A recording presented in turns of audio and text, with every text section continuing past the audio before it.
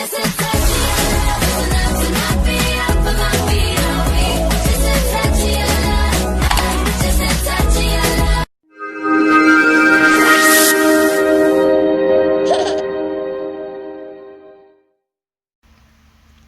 Hello, grade 9 students. So, our topic for today is all about quadratic equations. Okay, quadratic equations. But first, bago tayo mapan-ijay quadratic equations, masapol tayo nga amon ti about real numbers. Real numbers. Okay. So, ano ba timakon ko ng real numbers? The real numbers in English is any number, it's actually nearly any number that you can think of. Okay. Real numbers is nearly any number that you can think of. So, ana ba digijay nga klase nga number? Okay. Number 1 can be the whole numbers. Our whole numbers. Okay. Like 0, 1, 2, 3, and etc. Another one is it can also be rational numbers. What are examples of rational numbers? It can be 3/4, 0.125, 0.333, and a lot more. Okay, how about our irrational numbers? Okay, for example of our irrational numbers, it can be like our pi. Okay, what is the equivalent of pi? Anot equivalent na ti pi? 3.1416, or it can also be square root of 2. Okay, so those are examples of real numbers. It can be whole numbers, it can be rational numbers that includes our fractions and decimals. It can also be irrational numbers which involves square roots. So, question. Di zero ba ket real number? Yes. 0 is considered a real number, in which case a real number can be positive. A real number can also be negative, and a real number can also be 0. Okay? So, tandaan na nyo DJ A real number can be positive, a real number can be negative, a real number can be 0. So, nung nga rod amin, halos amin nga mapanunod tayo kat real number. Ana nga rod mat DJ haan no kwa nga real number. Okay? So, non-real number,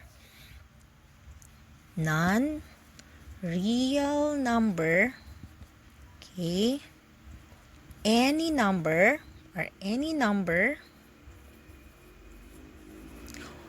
that is when multiplied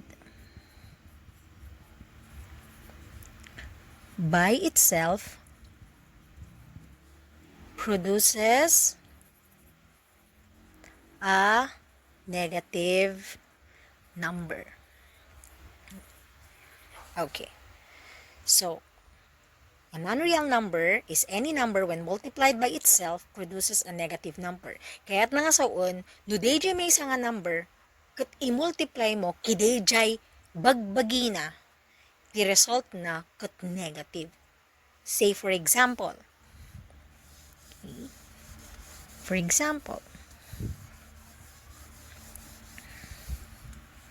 the square root of negative 1 or negative 1 multiply by itself, it's negative pa rin. Okay? So those are what you call imaginary numbers. Okay. So, an imaginary number is not a real number. It's non-real. Okay? So, ano pwede kasi non-real numbers? Infinity. Okay. So, kaang nga infinity nga pagkatangan ti milk tea ha. Infinity. Usually, di duma. Okay. Infinity. O, di ba? Infinity rings. That's the symbol for infinity. Datat simbolo ti infinity. Detay awan pagpatpatinggaan na kasi lang endless kasi jay. Dati haamu-amon. Okay. So di kita non-real numbers. Okay? Imaginary numbers and infinity. So after knowing our real numbers, we are now ready to know all about quadratic equations. So, anak ka di tikayat na nga saon iti quadratic equations. So, quadratic equation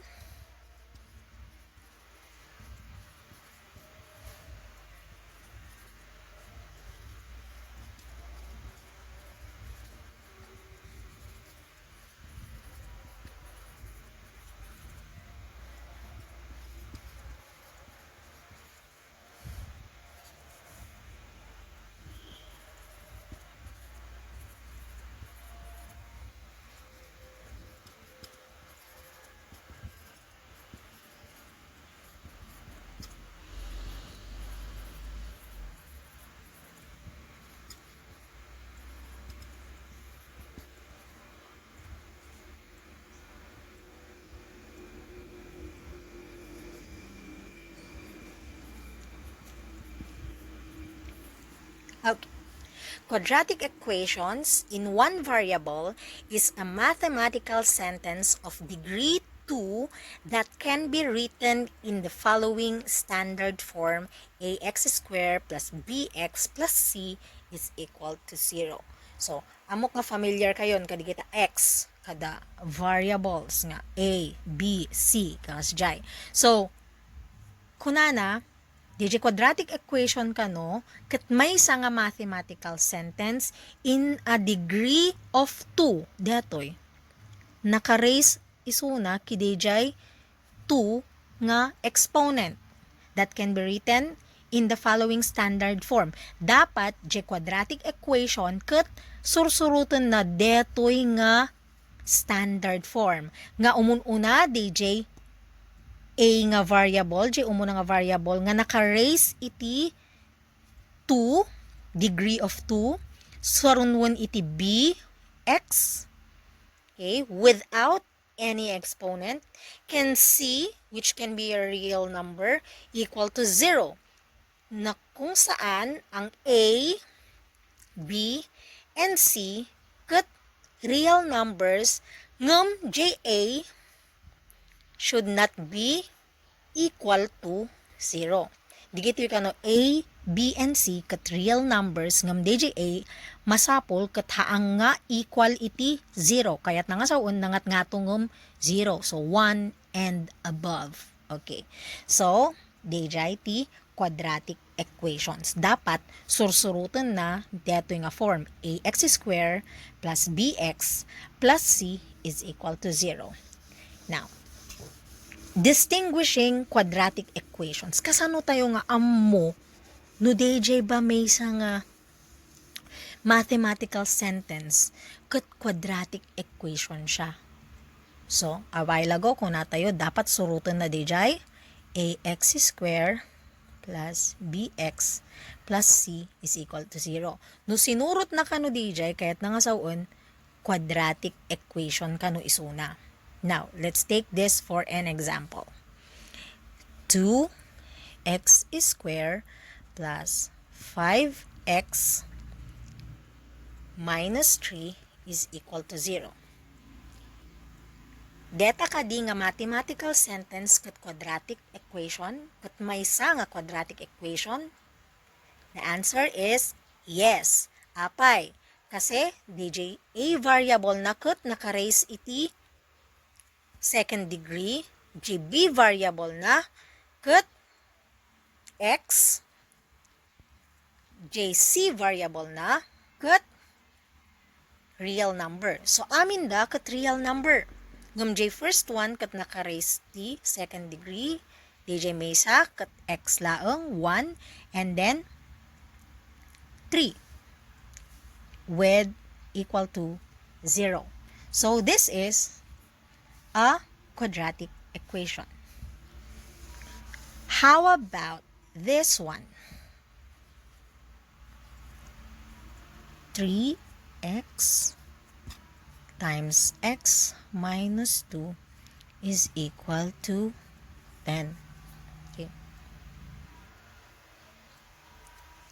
Tatan, makakita tayo iti mathematical sentence nga haamot nga agpada ni hanmot nga ax square plus bx plus c is equal to 0.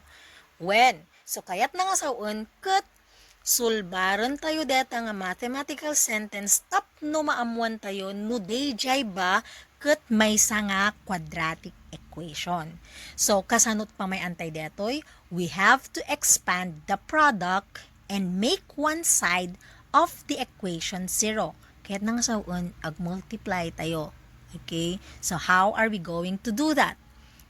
Of course, this one, we're going to do distributive property. Okay? Ano't distributive property? From the root word distribute. Okay? I-multiply mo deta, kideta, sa kantog deta, hidejay. Okay? So, kasi pa nag-multiply tayo, ano kati, result na. So, try tayo. 3x times x is equal to 3x squared. Apay squared kasi duwa no ko DJ x nan. Okay? 3x times negative 2 is equal to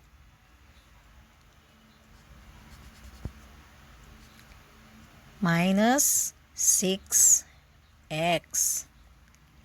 Okay. Then, copy this one equals 10. Now, anat pa may anon. Dapat kano, detoy nga side. Detoy. Kailangan nagbalin nga 0 detoy. Kasi, i-goal tayo, dapat the right side, the one side of the equation should be 0. So, eliminate lang tayo J10. Kasano tayo nga, pagbalinan nga 0, J10. So, 10, this is positive 10. Tapnog baling nga 0, kat kisayam iti 10.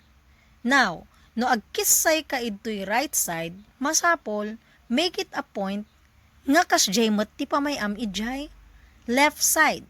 Okay? So, kasanot kita na nukwan. Numanot inikat mo ito'y, kas J-mot nukwa ijay bangir. So, it will be 3x squared minus 6x minus 10 is equal to 10 minus 10. Okay, yan. Okay. So, di mapasama kat 3x squared minus 6x minus 10 is equal to 10 minus 10 is equal to 0 na siya. So, we have to distinguish what is the value of A. It's 3. What is the value of B? It's negative 6. What is the value of C? It's negative 10. So, dito inukwa iti final mathematical sentence mon. So, is 3x times x minus 2 equals 10 a quadratic equation? Yes. Why? Because it follows the standard form of a quadratic equation, which is a x squared plus bx plus c is equal to 0. So, nung makakita kayo, the mathematical sentence nga damdamagan na no dayjay bakit quadratic equation nga haan nga nakaikabil iti porma nga ax squared plus bx plus c is equal to 0, kaya't na nga saun agkuntar kay nukwa. kuntaron nyo, no dayjay result na ket it will arrive on the standard form of a quadratic equation. Okay, so nalawag ba detoy nga part? Okay, how about, okay, one more example. How about if it is 2x plus 5 times x minus 1 is equal to negative 6. Okay. So, amun tayo manun no quadratic equation ba deta no saan? So, kasanot pa may antayo, kasla na may antay taptay ijay imun o na nga equation, it's distributive property. So, kasano ba ti ag-multiply ti kasta? No, duwa, two terms. Okay? So, this one, nga umuna, san tumapaman ijayon. Okay? That's the first step. Then, the second step is this one to that one. This is the first step. This is the second step. Okay. Tandaanan nyo deta, ha? The two terms. That's how you multiply it. Okay? So, multiplying it, let's solve. Okay, kailangan we should arrive on the 0 on one side of the equation. So, how is it going to be? It will be 2x times x is 2x squared minus 2x times negative 1 is negative 2x. Okay. Plus 5 times x is equal to 5x minus 5 times negative 1 is equal to minus 5. Then copy negative 6. Next one. So, makikita yo dito yung part.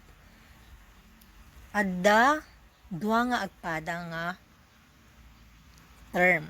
So, ano pamayan kideta?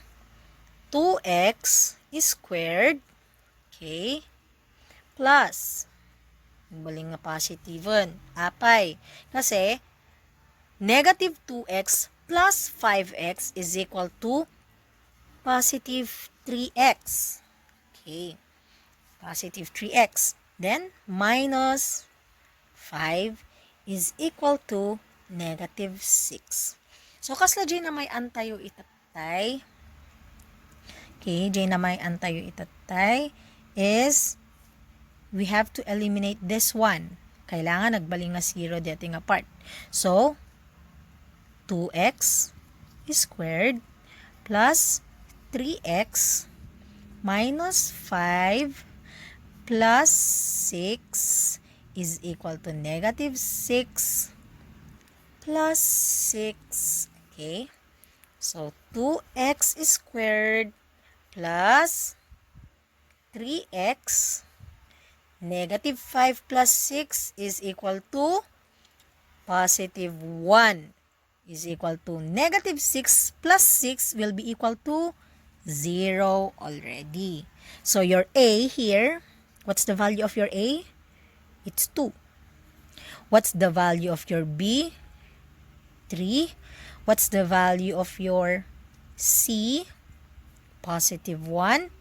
And so, your final mathematical sentence will be 2x squared plus 3x plus 1 is equal to 0. So, is the equation 2x plus 5 times x minus 1 is equal to negative 6 a quadratic equation? So, the answer is yes, because it follows the standard form of a quadratic equation, which is ax squared plus bx plus c is equal to 0. So, medyo atidog dato yung lecture, but I hope nga nalawag para kanyayo amin nga details nga imbagak regarding quadratic equations. So, I hope to see you again all kids. So, please subscribe. Okay? Bye-bye! Just a touch of your